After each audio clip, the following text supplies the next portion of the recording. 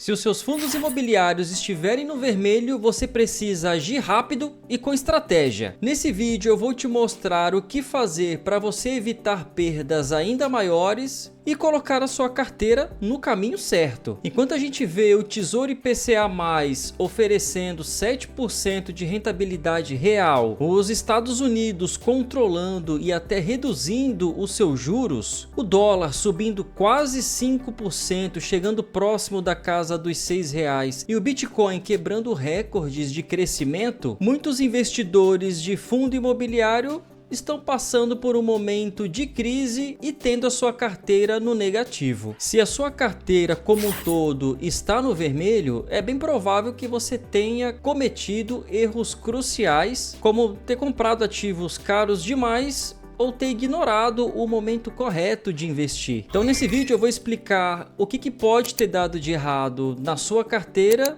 e também possibilidades de como corrigi-la. Então, o primeiro erro que provavelmente você tenha cometido na sua carteira de investimento é ter comprado ativos caros demais, muito além do seu preço justo. A tendência é que ativos, principalmente de fundos imobiliários, quando eles estiverem muito acima do seu preço justo, ao passar do tempo ele retorne e o mercado precifique de forma correta aquele fundo imobiliário que passou por um momento de grande alta. Ou seja, com o tempo é muito provável que esse ativo volte ao seu preço justo. Nessa imagem que está em tela deixa bem claro isso que eu estou falando. Nesse pêndulo, quando ele está indo para a esquerda, os investidores começam a entrar em pânico, os seus investimentos estão ficando negativos e por desespero acabam vendendo ou assumindo ali o prejuízo sem ter feito uma análise se de fato esse fundo está tendo realmente problemas sérios ou se é só um efeito manada de pessoas vendendo para investir em outro tipo de ativo ou outro tipo de investimento. E quando o pêndulo está subindo ali para a direita,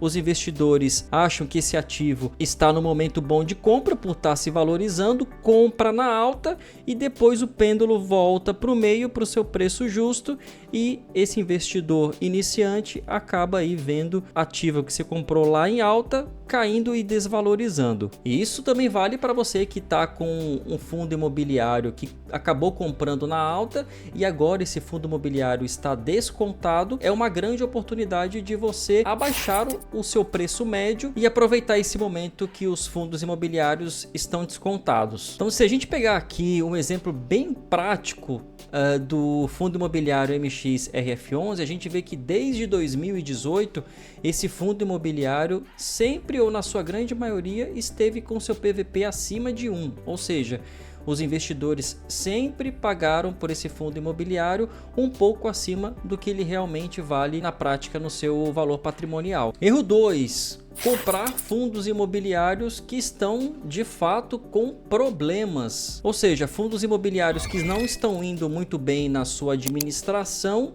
e que tem um grande risco aí de ter uma grande desvalorização no mercado. Tem muita gente que acaba indo lá num site de fundo imobiliário, filtra pelos maiores dividendos, identifica que tem fundo imobiliário pagando 15, 16% ao ano, simplesmente vai lá, compra um monte de cotas sem fazer uma avaliação mais criteriosa desse fundo, mas esse fundo pode estar passando por diversos problemas. E a gente vê o caso desses fundos imobiliários que estão com grande desvalorização e provavelmente estão passando por problemas na sua administração. O TORD 11 aqui que caiu 54,98% em apenas um ano, o que é uma grande desvalorização. O XPPR, que também em um ano caiu quase 23%. O HCTR11 também em 5 anos ele caiu quase 82%.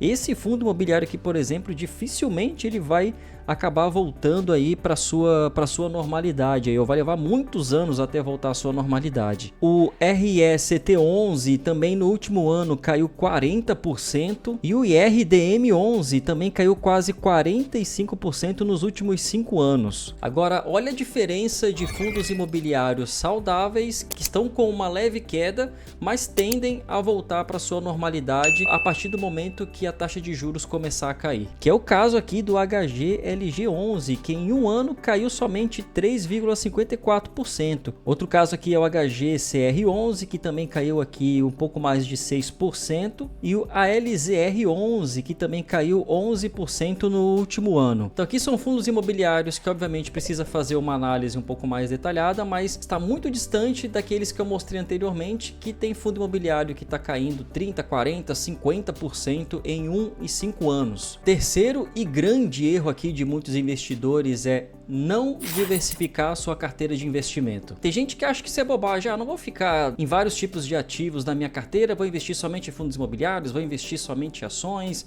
vou investir somente em renda fixa.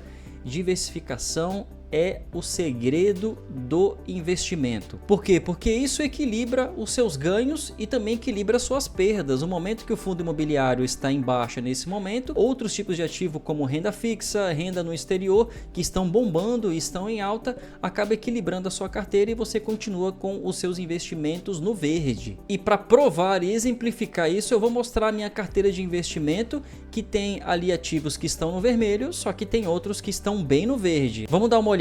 Então, entrando aqui no Status Invest, a minha carteira está dividida em 3 grandes tipos de investimento e está diversificado dessa forma: em ações brasileiras, que correspondem aqui a 25% da minha carteira; em renda fixa, que aqui tem CDB, LCI, LCA, que está com 30% da minha carteira; e em ETF, que é o investimento lá dos Estados Unidos, que corresponde hoje a 44% da minha carteira. Se a gente olhar o gráfico aqui, essa linha que está em amarelo é a rentabilidade dos meus investimentos durante o período. A linha aqui que está em preto é o CDI, a evolução do CDI no período, e o que está em vermelho é a Ibovespa, que é o índice que faz a medição ali das ações aqui no Brasil. Então, olhando aqui o cenário da minha carteira de investimento, né, tá separado em 3 grandes blocos: o bloco de ações, o bloco de ETF e o bloco de renda fixa.